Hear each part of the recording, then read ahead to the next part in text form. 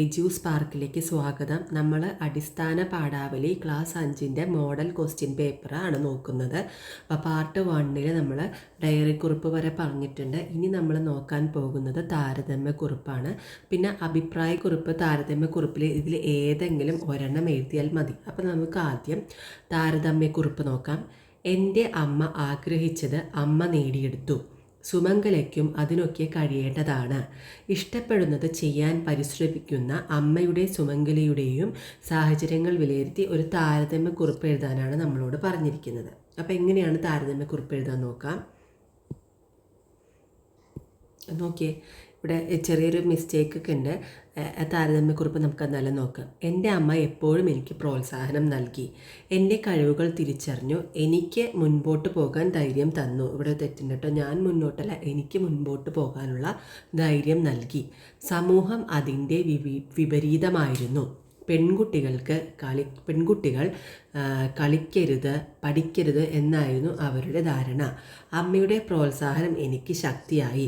സമൂഹം തടസ്സങ്ങൾ സൃഷ്ടിച്ചെങ്കിലും അമ്മയുടെ കരുതലും ആത്മവിശ്വാസവും കൊണ്ടാണ് എനിക്ക് മുന്നോട്ട് പോകാൻ കഴിഞ്ഞത്. അപ്പോൾ ഇവിടെ എനിക്ക് എന്ന് എഴുതണം കേട്ടോ, അതൊന്ന് തെറ്റിയതാണ്. എനിക്ക് മുൻപോട്ട് പോകാൻ കഴിഞ്ഞത്. അപ്പോൾ ഇങ്ങനെയാണ് നമ്മൾ താരതമ്യക്കുറിപ്പ് എഴുതേണ്ടത്. ഇനി നമുക്ക് ഇത് നോക്കണം. താരതമ്യക്കുറിപ്പ് അല്ലെങ്കിൽ ഏത് എഴുതാൻ പറഞ്ഞാൽ അഭിപ്രായം, നമ്മുടെ അഭിപ്രായമാണ് എഴുതാനുള്ളത്, അഭിപ്രായക്കുറിപ്പ്. അപ്പോൾ ആദ്യം, മൈതാനത്തെ ഫുട്ബോൾ കളിക്കാൻ വന്ന സുമംഗല നേരിട്ടത് സന്തോഷകരമായ അനുഭവമല്ലെന്ന് നിങ്ങൾക്കറിയാം. വീട്ടിലും പൊതു ഇടങ്ങളിലും ആൺകുട്ടികൾക്കും പെൺകുട്ടികൾക്കും തുല്യതയാണ് വേണ്ടത്. അപ്പോൾ അതിനെക്കുറിച്ചുള്ളൊരു അഭിപ്രായക്കുറിപ്പാണ് എഴുതാൻ പറഞ്ഞിരിക്കുന്നത്.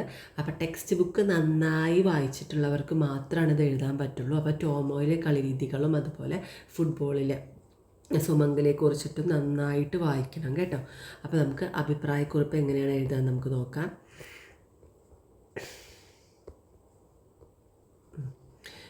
അപ്പോൾ അഭിപ്രായക്കുറിപ്പ്, സമൂഹത്തിൻ്റെ മുൻപിൽ പെൺകുട്ടികൾക്ക് ഫുട്ബോൾ കളിക്കാൻ അനുമതിയില്ലെന്നൊരു കാലമുണ്ടായിരുന്നു. പെൺകുട്ടികൾ വീട്ടിലിരുന്ന് മാത്രം കഴിയണമെന്നും അവർക്ക് പഠിക്കാനും കളിക്കാനും അവകാശമില്ലെന്നുമായിരുന്നു പഴയ ധാരണ. എന്നാൽ അത് തെറ്റായ സമീപനമാണ്. പെൺകുട്ടികൾക്കും ആൺകുട്ടികൾക്കും ഒരുപോലെ അവകാശങ്ങളുണ്ട്. മൈതാനത്തിലും വീട്ടിലും സ്കൂളിലും സമൂഹത്തിലും തുല്യത ഉറപ്പുവരുത്തണം. ഫുട്ബോൾ കളിക്കാനും സ്വപ്നങ്ങൾ പിന്തുടരാനും വലിയ നേട്ടങ്ങൾ കൈവരിക്കാനും പെൺകുട്ടികൾക്കും അവകാശമുണ്ട്. അതിനാൽ എല്ലാവരും പെൺകുട്ടികളെ പ്രോത്സാഹിപ്പിക്കണം. അപ്പോൾ ഇതാണ് നമ്മുടെ അഭിപ്രായക്കുറിപ്പ്. നിങ്ങൾക്ക് എങ്ങനെ വേണമെങ്കിലും എഴുതാം അഭിപ്രായം. നിങ്ങളുടെ അഭിപ്രായം എന്താണോ അതാണ് എഴുതേണ്ടത്, അല്ലേ? അപ്പോൾ തുല്യത എന്തായാലും എഴുതുമ്പോൾ എന്ത് വേണം? ആൺകുട്ടികൾക്കും പെൺകുട്ടികൾക്കും തുല്യത വേണം, തുല്യത ഉറപ്പുവരുത്തണം. അപ്പോൾ നമ്മുടെ സ്കൂളുകളിലും ഫുട്ബോൾ കളിക്കലാണെങ്കിലും എന്ത് കളിയിലാണെങ്കിലും എന്താണ് പറയുക, പെൺകുട്ടികളെയും ചേർക്കണം. അതുപോലെയുള്ള കാര്യങ്ങളെക്കുറിച്ച് നിങ്ങൾക്ക് അഭിപ്രായമായിട്ട് എഴുതാം. ഓക്കെ, ഇനി നമുക്ക് അടുത്തത് നോക്കേണ്ട അഭിപ്രായക്കുറിപ്പ് ഇപ്പോൾ കഴിഞ്ഞു. അഭിപ്രായക്കുറിപ്പ് ഇനി അടുത്തത് പോസ്റ്ററാണ്. അപ്പം ഇതിലേതെങ്കിലും പോസ്റ്റർ അല്ലെങ്കിൽ നോട്ടീസ്, ഇതിലേതെങ്കിലും ഒരെണ്ണം എഴുതിയാൽ മതി. ആദ്യം നമുക്ക് പോസ്റ്റർ നോക്കാം. സ്കൂൾ കായിക ക്ലബിൻ്റെ ഭാഗമായി സംഘടിപ്പിക്കുന്ന വനിതാ ഫുട്ബോൾ മത്സരത്തിൻ്റെ പോസ്റ്റർ തയ്യാറാക്കിയാലോ? തലക്കെട്ട്, തീയതി, സ്ഥലം, പശ്ചാത്തല ചിത്രം എന്നിവ ഉൾപ്പെടുത്തണം. ഓക്കെ, അപ്പോൾ എന്താണ് പോസ്റ്റർ തയ്യാറാക്കുമ്പോൾ നമുക്ക് എന്തൊക്കെ വേണം? തലക്കെട്ട് വേണം, തീയതി വേണം, അതുപോലെ സ്ഥലം വേണം, ഒരു ചിത്രം വരയ്ക്കണം. ഓക്കെ, ഇങ്ങനെയാണ് പോസ്റ്റർ ഉണ്ടാക്കേണ്ടത്. പോസ്റ്റർ എന്ന് പറയുമ്പോൾ നമുക്കിങ്ങനെ വരച്ചിട്ട് വേണം പോസ്റ്റർ ഉണ്ടാക്കാൻ കേട്ടോ. അപ്പോൾ നമുക്ക് പോസ്റ്റർ എങ്ങനെ ഉണ്ടാക്കാൻ നോക്കാം. പോസ്റ്റർ, അപ്പോൾ ഇതിൽ ഞാൻ ടീച്ചർ വരച്ചിട്ടില്ല പോസ്റ്റർ. ഓക്കെ, പോസ്റ്റർ ഉണ്ടാക്കേണ്ടത് എങ്ങനെയാണ് നമുക്ക് നോക്കാം. അപ്പോൾ നമ്മുടെ ക്ലാസ് ടീച്ചറൊക്കെ നിങ്ങൾക്ക് പഠിപ്പിച്ചു തന്നിട്ടുണ്ടാവില്ല, നമുക്ക് ചാപ്റ്ററിലുണ്ട് എങ്ങനെയാണ് പോസ്റ്റർ നിർമ്മിക്കേണ്ടതെന്നൊക്കെ. അപ്പോൾ ഇതിൽ പോസ്റ്റർ, അതിനൊരു ഹെഡിങ് തലക്കെട്ട് വേണം, അല്ലേ? തലക്കെട്ടുണ്ട് വനിതാ ഫുട്ബോൾ മത്സരം. പിന്നെ അതുപോലെ എന്ത് വേണം? തീയതി വേണം, സമയം വേണം, സ്ഥലം വേണം. അപ്പോൾ തീയതി എന്താണ്? 15 സെപ്റ്റംബർ 2025. നിങ്ങൾക്ക് ഇഷ്ടമുള്ള തീയതി എഴുതാം. പിന്നെ സമയം രാവിലെ 10 മണിക്ക്. സ്ഥലം നമ്മുടെ സ്കൂൾ ഗ്രൗണ്ടാണ്. ഇനി സംഘാടക സംഘത്തിൻ്റെ പേര് സ്കൂൾ കായിക ക്ലബ്ബാണ്. പിന്നെ എന്ത് എഴുതിയിട്ടുണ്ട്? എല്ലാവർക്കും സ്വാഗതം, വരൂ, പ്രോത്സാഹിപ്പിക്കൂ, വിജയിപ്പിക്കൂ. പിന്നെ ഇവിടെ എന്ത് ചെയ്യാം? ഒരു ഫുട്ബോളിൻ്റെ ചിത്രമോ എന്തെങ്കിലും ഒരു പശ്ചാത്തല ചിത്രം നമുക്ക് കൊടുക്കാം. അപ്പോൾ പശ്ചാത്തല ചിത്രം എന്ന് പറയുമ്പോൾ ഇതുപോലെ ഒരു ചിത്രം നമുക്ക് വേണമെങ്കിൽ വരയ്ക്കാം. അപ്പോൾ ഇങ്ങനെയാണ് നമ്മൾ എന്ത് ചെയ്യേണ്ടത്? വനിതാ ഫുട്ബോൾ മത്സരത്തിൻ്റെ പോസ്റ്റർ, അല്ലേ? പോസ്റ്റർ നിർമ്മിക്കുന്നത്. നമുക്ക് സ്കൂളിലൊക്കെ പോസ്റ്റർ നിർമ്മാണത്തിലൊക്കെ നിങ്ങൾ പങ്കെടുത്തിട്ടുണ്ടാവും, അല്ലേ? അപ്പോൾ ഇതൊരു നന്നായിട്ട് വരച്ച ഒരു ചിത്രം കൂടി വരച്ച് ഒരു തലക്കെട്ട് കൊടുക്കാൻ മറക്കരുത്. തീയതി വേണം, സമയം വേണം, സ്ഥലം വേണം.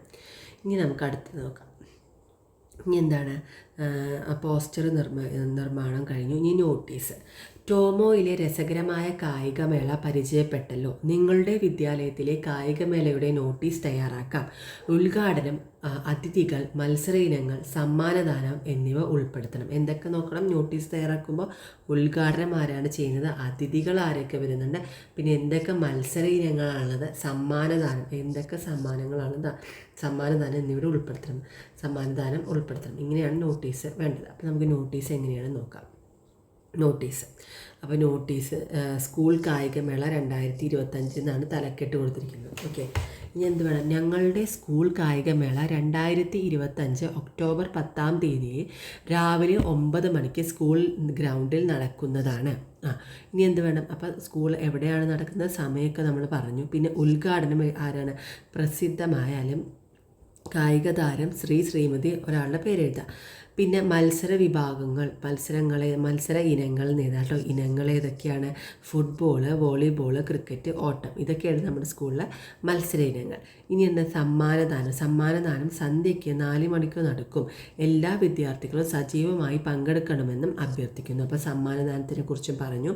പിന്നെന്താണ്? ഇവിടെ സ്ഥലവും തീയതിയും സമയവും ഇവിടെ തന്നിട്ടുണ്ട്. സ്ഥലം സ്കൂൾ ഗ്രൗണ്ട്, ഡേറ്റ് എഴുതുക, രാവിലെ 9 മണി മുതൽ. പിന്നെന്താണ്? സംഘാടകർ സ്കൂൾ കായിക ക്ലബ്ബ്. അപ്പോൾ ഇങ്ങനെയാണ് ഒരു നോട്ടീസ് തയ്യാറാക്കേണ്ടത്. അപ്പോൾ നോട്ടീസ് തയ്യാറാക്കാൻ നിങ്ങൾ സ്കൂളിൽ തന്നെ പഠിച്ചിട്ടുണ്ടാവും. എന്നാലും ഒന്ന് നോക്കി പോവുക. എന്തൊക്കെ വേണം? ഒരു ഹെഡിങ്, തലക്കെട്ട് വേണം, അതുപോലെ ഉദ്ഘാടനം ചെയ്യണത് ആരാന്ന് വേണം, സമയം വേണം, പിന്നെ എവിടെയാണ് നടക്കുന്നതെന്ന് വേണം, പിന്നെ മത്സര വിഭവങ്ങൾ അല്ലെങ്കിൽ മത്സര ഇനങ്ങൾ ഏതൊക്കെയാണെന്ന് എഴുതണം. സമ്മാനദാനത്തിനെ കുറിച്ച് എഴുതണം. എത്ര മണിക്കാണ്? സന്ധ്യയ്ക്ക് 4 മണിക്ക് നടക്കും, അല്ലെങ്കിൽ വൈകുന്നേരം, സന്ധ്യ എന്ന് വേണ്ട, വൈകുന്നേരം 4 മണിക്ക് നടക്കും. പിന്നെ സംഘാടകരുടെ പേര് എഴുതാം. ഇതാണ് നോട്ടീസിൻ്റെ ഒരു ഫോർമാറ്റ് എന്ന് പറയുന്നത്, നോട്ടീസ്. ഓക്കെ, ഇനി അടുത്തത് എന്താണ്? നോട്ടീസ് കഴിഞ്ഞു. ഇനി അടുത്തത് ഒരു തത്സമയ വിവരണമാണ്. അടുത്ത ചോദ്യം എന്തായാലും എഴുതേണ്ടതാണ്.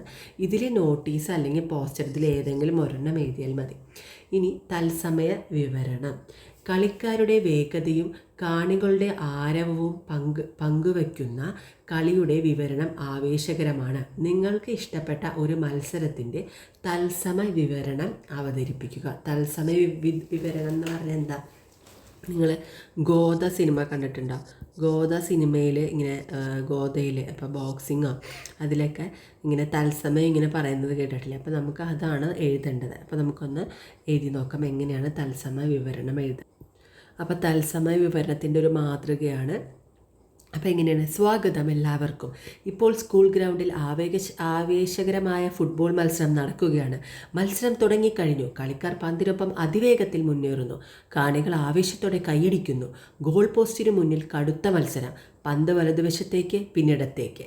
ആഹാ, അത്ഭുതകരമായൊരു പാസ്. കളിക്കാരൻ ഗോൾ പോസ്റ്റിലേക്ക് ഓടുന്നു. ഗോൾ കീപ്പർ തയ്യാറായി നിൽക്കുന്നു. എല്ലാവരും ഉറ്റുനോക്കുന്നു. ഷോട്ട് എടുത്തു. പന്ത് നേരെ നെറ്റിൽ. ഗോൾ.